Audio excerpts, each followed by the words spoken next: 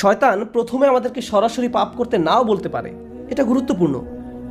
শয়তান আমাদেরকে সরাসরি পাপ করতে নাও বলতে পারে। শয়তান চায় আমরা যেন প্রথম পদক্ষেপটা গ্রহণ করি।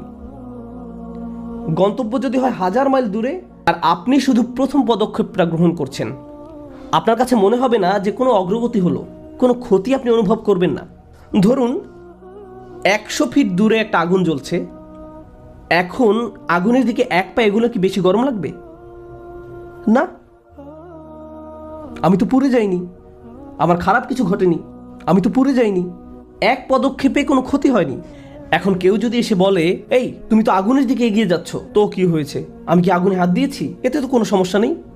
এভাবে শয়তান আপনাকে বোঝাবে এক কদমে কোনো সমস্যা নেই, তারপর আরেক কদম এগুতে বলবে, এরপর আরেক কদম, এরপর আরেক কদম।